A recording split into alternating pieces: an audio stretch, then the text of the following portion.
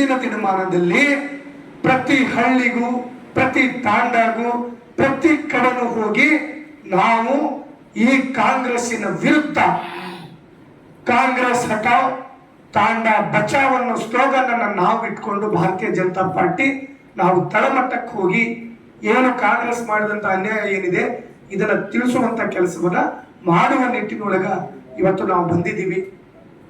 ಸರ್ಕಾರ ಎಚ್ಚೆತ್ತುಕೊಂಡು ಇದನ್ನು ಸರಿಪಡಿಸುವಂತ ಕೆಲಸ ಆಗಬೇಕು. ಜೊತೆಯಲ್ಲಿ ಏನು ಮೀಸಲಾತಿಯನ್ನ ಹೆಚ್ಚಿಗೆ ಮಾಡಿತ್ತು, ಏನ್ ಡಾಕ್ಟರ್ BR ಅಂಬೇಡ್ಕರ್ ಅವರು ಅವತ್ತಿನ ದಿನ ಮೀಸಲಾತಿಯನ್ನ ನೀಡಿದ್ರು, ತದನಂತರ ಮೊದಲ ಬಾರಿಗೆ ಇದು ಹೆಚ್ಚಿಗೆ ಆಗಿರುವಂಥದ್ದು. ಇದನ್ನ ನಮ್ಮಂತ ಇವತ್ತು ದೀನ ದಲಿತರಿದ್ದಾರೆ, ಅತ್ಯಂತ ಹಿಂದುಳಿದ ವರ್ಗ ಇದೆ, ಅವರಿಗೆ ಏನು ಬಸವರಾಜ ಬೊಮ್ಮಾಯಿ ಸಾಹೇಬರು ಮತ್ತು ನಮ್ಮ ಭಾರತೀಯ ಜನತಾ ಪಾರ್ಟಿ ನೀಡಿತ್ತು ಅದನ್ನು ಮತ್ತೆ ವಾಪಸ್ ತಂದು ಇದನ್ನು ಸರಿಪಡಿಸುವಂತ ಕೆಲಸವನ್ನ ಮಾಡ್ಬೇಕನ್ನೋದು ನಮ್ಮ ವಿನಂತಿ.